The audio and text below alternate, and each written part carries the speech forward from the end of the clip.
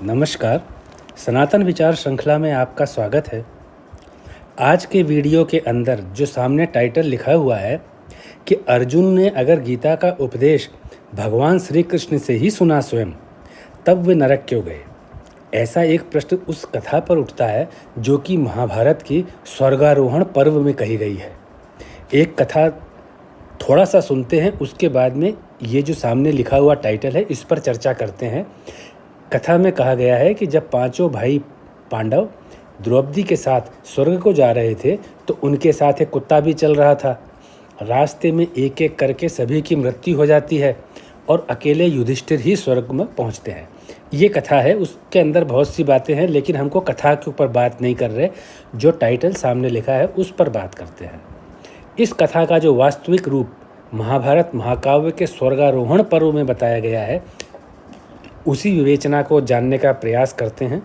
यह एक ज्ञानप्रद कथा है जिसको समय के साथ लोगों ने एक किंवदंती बना लिया और कथा का जो मूल सार और भाव है उसको नष्ट कर दिया। आप इस वीडियो को ध्यान से सुनिएगा, आपको अपने आप एक नए ज्ञान का अनुभव होगा।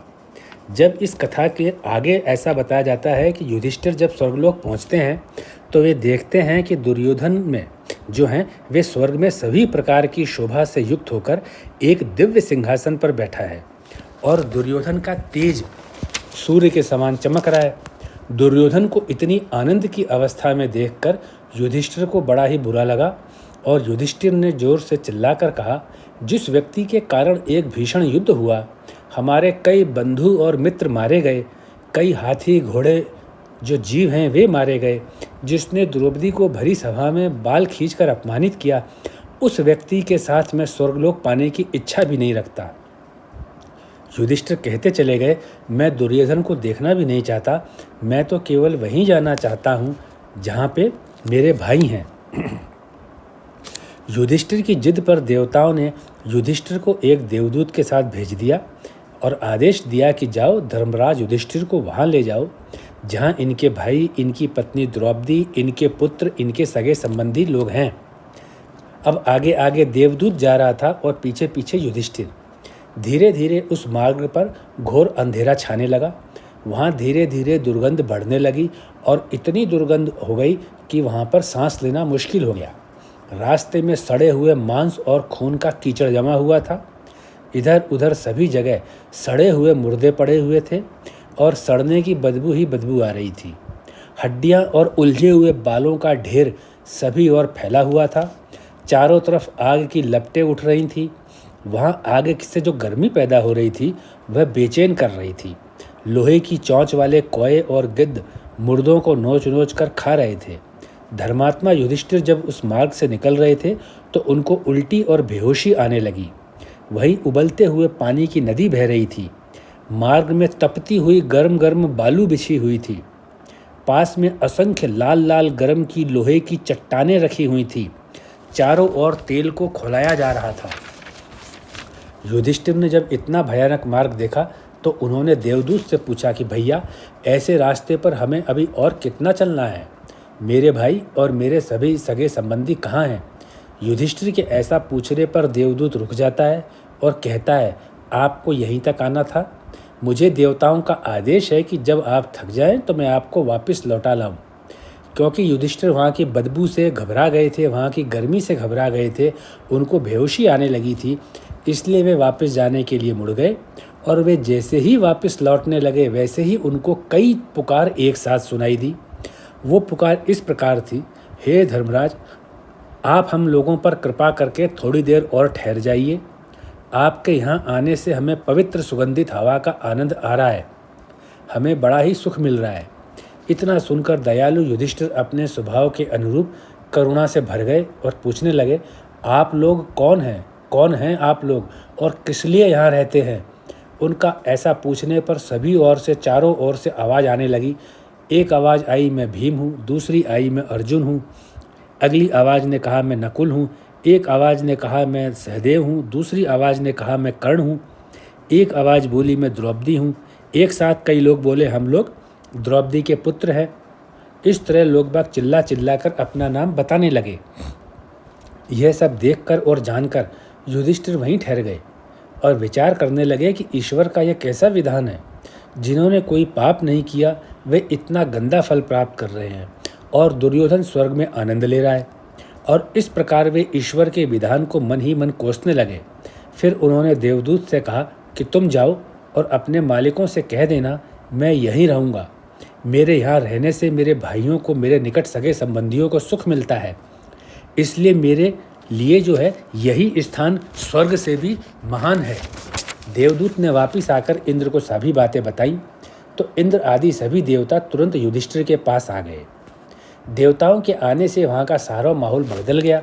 ठंडी ठंडी मधुर सुगंध वाली वायु बहने लगी। जो गर्म नदी थी वो गायब हो गई। जितने दृश्य, जो गंदे दृश्य लग रहे थे, पीड़ा दे रहे थे, वे सभी दृश्य गायब हो गए। इंद्र ने आते ही युधिष्ठिर से कहा कि हे महाभाव युधिष्ठिर, अब तक जो हुआ सो हुआ, अब आपको अधिक कष्ट उठाने की आवश्यकता नहीं है। आपको जो नरक देखना पड़ा उसके लिए क्रोध ना करना।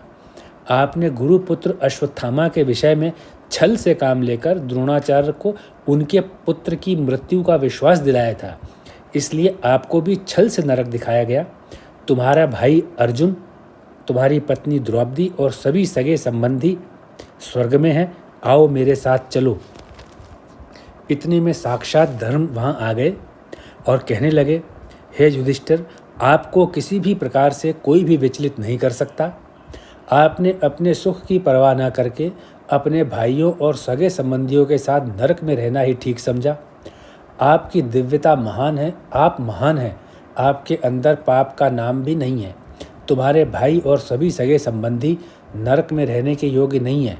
आपने जो अपने लोगों को नरक भोगते देखा वह मात्र देवराज इंद्र की प्रकट की हुई माया थी, और चूंकि आपने यही पीड़ा छल से गुरु द्रोणाचार्य को दी थी और गुरु द्रोणाचार्य को भी इतना ही कष्ट हुआ था समाचार सुन के कि उनका पुत्र अश्वत्थामा मारा गया, और वही आपको कष्ट भरपाई करने के लिए यहाँ पे छल से भेजा गया था।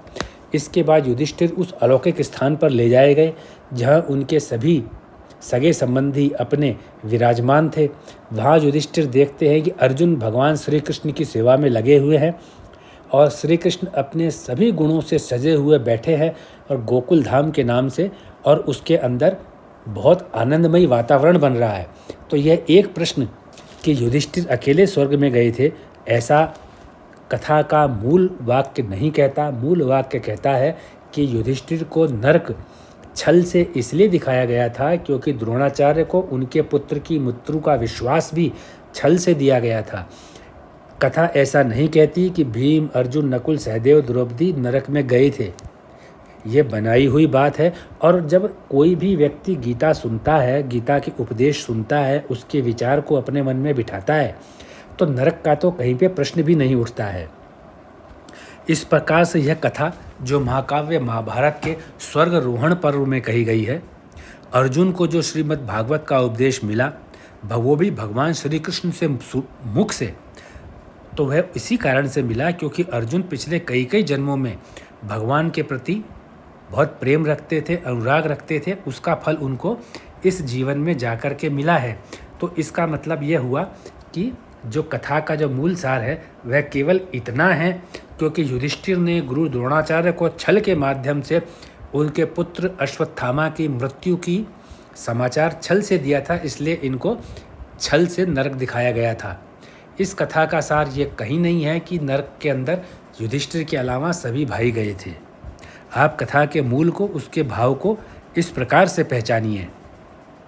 आइए, एक बहुत सुंदर ज्ञान है, सत्यम शिवम सुंदरम। क्यों सत्यम शिवम सुंदरम कहा जाता है, इसका भाव क्या है?